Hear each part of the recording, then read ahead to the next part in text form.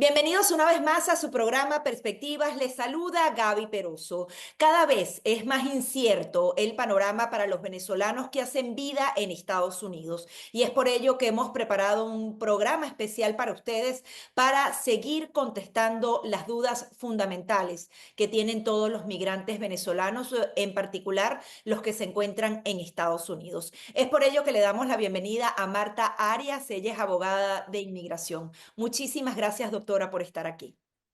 Muchísimas gracias, Gaby. Un saludo para usted y toda su audiencia. Y bueno, ya estamos en la mitad de la semana, así que feliz mitad de semana y felicidades para el resto de semana que nos queda. Sí, doctora, quería en principio analizar este tema de las deportaciones que se han dado de venezolanos hacia El Salvador, sobre todo porque se está aplicando una ley particular, una de enemigos extranjeros. ¿Cómo interpreta usted esta legislación y si esto solamente va a competir a personas que efectivamente tienen antecedentes criminales en Estados Unidos o podría estar en riesgo una población más amplia de los venezolanos en Estados Unidos?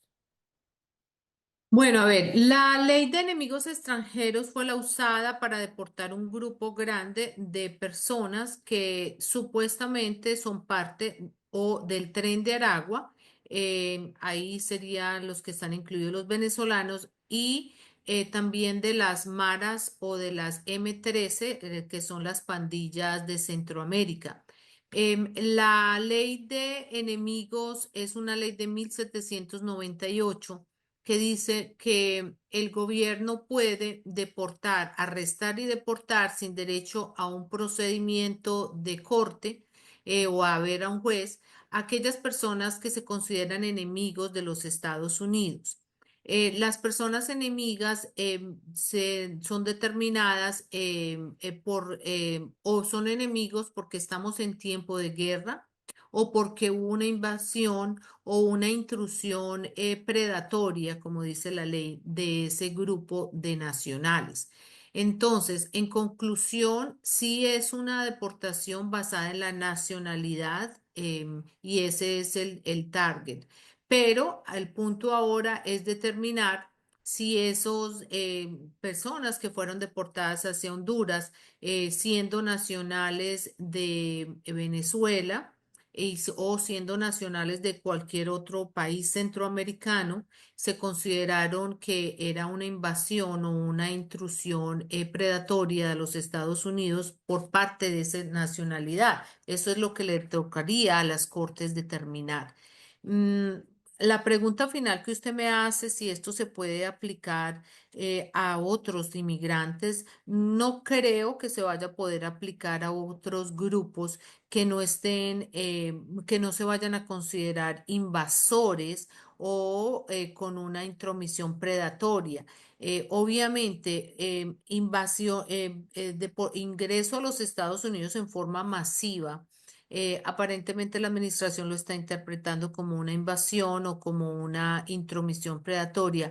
Eso no lo sé si este gobierno tenga la intención de tomar otros grupos de nacionales e interpretar la ley de esa forma. Eso pues estaríamos por ver. Sí, porque una cosa es justamente lo que se anunció anteriormente, que estos grupos pertenecían a bandas terroristas, bandas criminales, y otra es la que se haría la discriminación o la determinación por nacionalidad. Tengo entendido que cuando se utilizó anteriormente eran los nacionales de un país que participaban en una de las guerras mundiales. Entonces, siempre existe esa preocupación. Va a pasar siempre por el tema de que tienen que pertenecer al Tren de Aragua y si no pertenecen a ese grupo criminal que es el que es terrorista, los otros venezolanos podrían estar salvados. ¿Cómo interpretarlo? Yo pienso que sí, yo pienso que los venezolanos no deberían entrar en ese pánico, temor, esa es la esperanza y pienso que debemos pensarlo y actuar de esa forma, porque como usted bien lo dijo, el Tren de Aragua se considera una entidad terrorista, lo mismo que las M13, las pandillas, y obviamente ese tipo de personas y ese tipo de nacionales no están sujetos a un proceso de deportación igual. O sea, si un juez los va a ver, esas personas igual van a ser deportadas, porque el terrorismo y el ser miembro de una pandilla hace a una persona deportable sin derecho a ningún perdón. Entonces, ya solo el hecho de que esas personas pueden ser deportadas sin derecho a un perdón, también puede llevar a que el gobierno aplique una sección de la ley, que es la sección del Estatuto de Inmigración, la sección 235, que le permite deportaciones, vamos a decir, rápidas sin necesidad de hacer un proceso. Entonces, el gobierno puede aplicar esas deportaciones rápidas para estas personas que se consideran terroristas o miembros de estas organizaciones transnacionales. Ahora, una persona que no ha estado involucrada en ningún delito penal, no tiene ningún antecedente criminal, no está vinculada a ninguna de estas pandillas, ni en forma activa como militante de la pandilla, ni tampoco en forma de colaborador. Y digo colaborador, usted sabe, colaboradores pueden ser de muchas clases, incluso colaboradores de ayudar a esconder dineros, tantas cosas que pueden considerarse colaboración. Si una persona no tiene nada que ver con eso, no debería ser inculpada y enviada. Sin embargo, fíjese, ayer estaba viendo que hubo ciertas personas que sí fueron enviadas allá y sus familiares dicen que ellos no tienen nada que ver con por ejemplo, en este caso, el Tren de Aragua.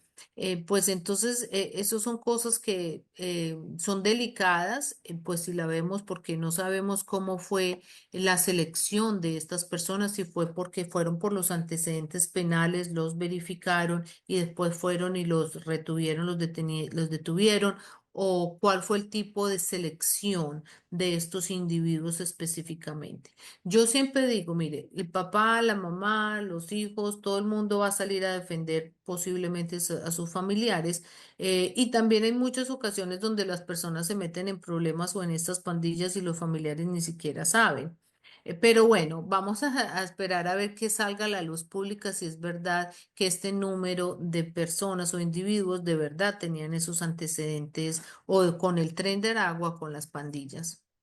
Quería que nos comentara con respecto al tema del TPS. Hay dos etapas, uno ya no será renovado, otro todavía hay esperanzas de que sea renovado. ¿Cuál es el estatus actual de este tema? ¿Está en cortes? ¿Qué le puede decir a los venezolanos al respecto? Sí, efectivamente, Gaby. El TPS del 2023 definitivamente ya fue cancelado, fue terminado. Ese no va a tener ninguna extensión. Y digo el del 2023 que fue el segundo TPS que se emitió para los venezolanos. El TPS del 2021 que vence en septiembre de este año 2025, ese pues obvio todavía está vigente y todavía tenemos la esperanza y la posibilidad de que se extienda. Para julio 12, el gobierno de los Estados Unidos debe emitir su decisión si lo termina o lo extiende.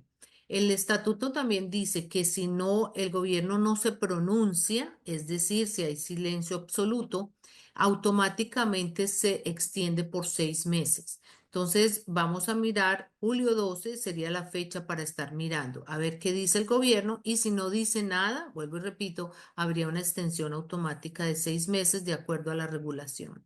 Ahora, las cortes pueden revertir la decisión de no renovar el TPS que ya ha sido terminado.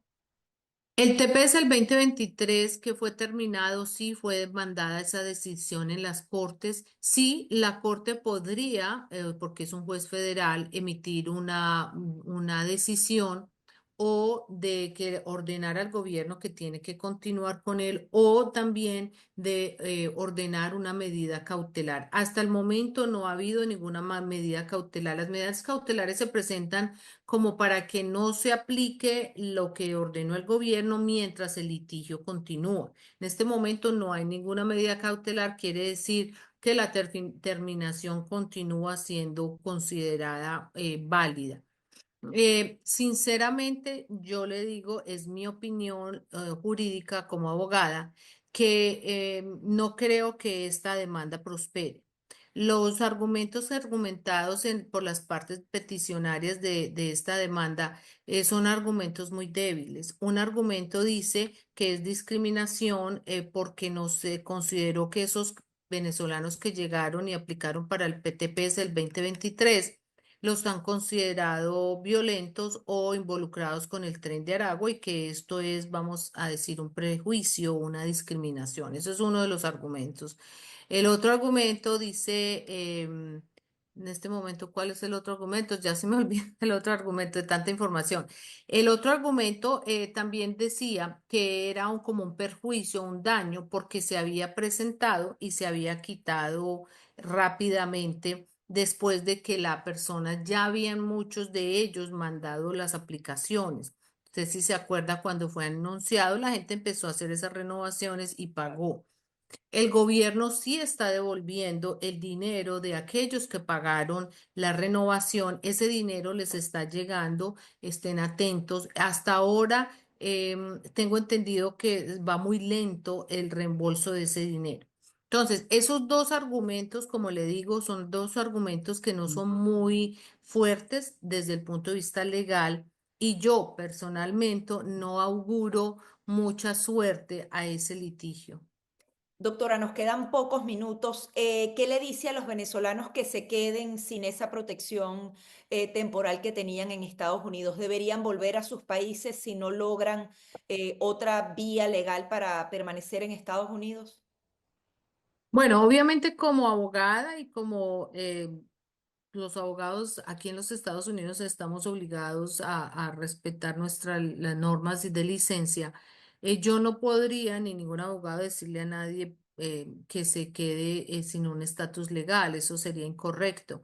Mi consejo para todas las personas son, uno, consulte un abogado competente y tal vez uno no más, no, tal vez dos o tres que le puedan dar distintas opiniones. Todo el mundo va a tener una solución distinta o posiblemente no solución, pero por lo menos las personas se documenten y se informen. Algunas personas que presentaron, que tenían el TPS del 2023 y presentaron un asilo, esas personas pueden continuar protegidas con ese asilo. Los que no lo presentaron deben analizarlo muy bien, porque si no tienen un caso meritorio, si no tienen un caso que puedan fundamentar y documentar, no lo deberían hacer. Tercero, hay personas que tienen peticiones familiares o incluso ya peticiones de empresa, que en ese caso lo aconsejable sea que salgan del país para que no acumulen presencia ilegal y continúen el procesamiento de sus peticiones laborales desde afuera para que puedan reingresar legalmente con esa petición. Entonces, todo el mundo tiene un caso distinto, Gaby, y pues las personas van a actuar de acuerdo a esas posibilidades personales. Por eso es importante es consultar con un abogado. Y también hay un tema que los venezolanos, la mayoría de, bueno, no la mayoría, hay un número importante, por lo menos más que otros de otras nacionalidades, que tienen engaños. La advertencia fundamental que les hace, hay muchas personas que le dicen, no, mete este papel, este otro, inventan historias. Eso tarde o temprano les puede perjudicar, ¿verdad? Totalmente, totalmente. Este es un consejo muy importante, sobre todo para la comunidad venezolana. Hay muchas agencias que se llaman agencias de asesoría o consultoría legal. Las que tengan esos nombres, asesoría, consultoría legal, salgan corriendo. No entreguen sus casos a estas personas. Pregunten, ¿usted es abogado aquí en los Estados Unidos? Si le dicen sí, ¿en qué estado está licenciado? Para ejercer el derecho migratorio, la persona tiene que ser abogado licenciado aquí en los Estados Unidos, en cualquier estado, no tiene que ser el estado de la Florida.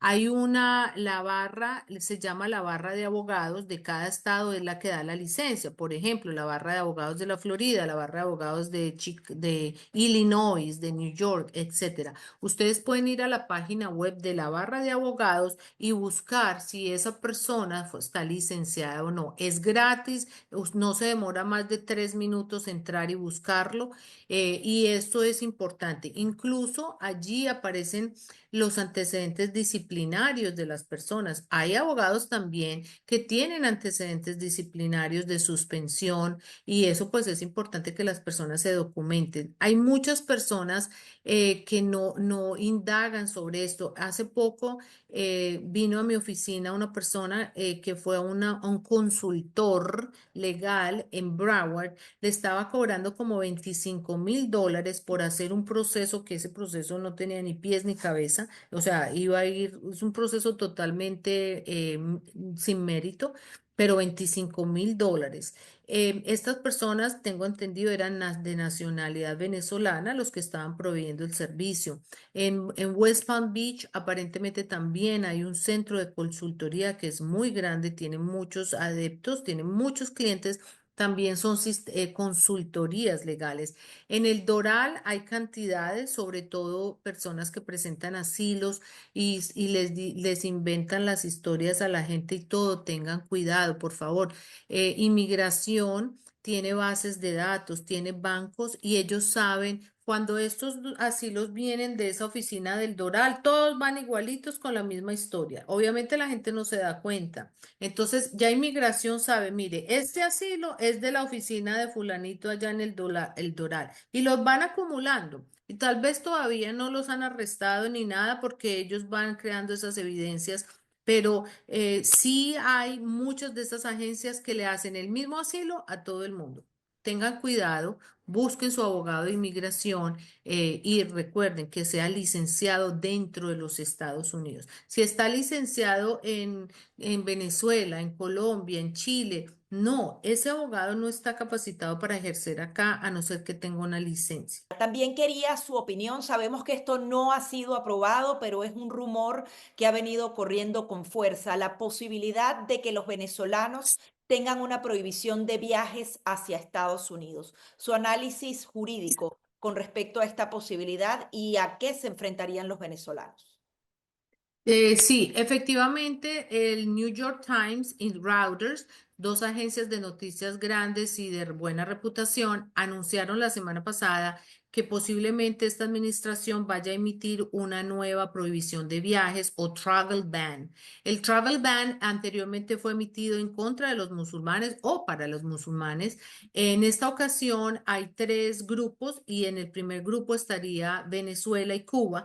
Les prohibirían y les suspenderían todas las visas. Eso es lo que se anunció en estas dos fuentes de noticias. La razón, obviamente, son porque vienen de países donde no hay una revisión concienzuda o completa de los antecedentes penales de las personas y obviamente son países comunistas o dictatoriales. Vamos a esperar el ban o ese travel ban estaría saliendo en las próximas semanas, posiblemente después de marzo 21, que es la fecha que el gobierno le dio a su gabinete para que haga una investigación completa del proceso de vetting, o sea, de revisión de antecedentes penales en estos países. Pero bueno, así es que está anunciado, entonces el rumor es que Venezuela y Cuba estarían incluidos. ¿Cuál podría ser la recomendación general que usted le hace a las personas que están fuera y, por ejemplo, tienen residencia permanente eh, justamente en este periodo o aquellas que quieren viajar justamente en estas fechas? Mi recomendación sería que por favor no viajen por ahora. Esperen que salga esta regulación para saber exactamente cuál va a ser su alcance. Los que están fuera o sus familiares, por favor, dígales que entren a los Estados Unidos, ojalá antes de marzo 21, porque no sabemos exactamente cuáles son los puntos específicos de esta prohibición de viaje y no quieren ustedes encontrarse en una situación incómoda al regresar a los Estados Unidos. Entonces, antes de marzo 21 deberían tratar de reingresar a los Estados Unidos los que están fuera y los que están aquí, pues pensar muy bien su decisión de viajar fuera del país. Una última precisión, ¿las residencias temporales o residencias permanentes podrían entrar en esta prohibición de viaje? Podrían entrar porque la residencia es una visa de inmigrante. es un immigrant visa. Ahora, no sabemos tampoco, esto no puedo decirlo yo a ciencia cierta porque no ha salido nada. Esta es la especulación. La forma que está escrita dice que los que están en el grupo uno se les va a cancelar o suspender, esa es la palabra, todas las visas. Todas las visas pues son dos, inmigrante y no inmigrante. La de inmigrante es la residencia. Entonces, así como está escrito, parecería que sí, pero todavía tampoco tenemos el documento final. Muchísimas gracias por estas recomendaciones, doctora. Con mucho gusto. Marta Arias, abogada de inmigración, aquí en Perspectivas.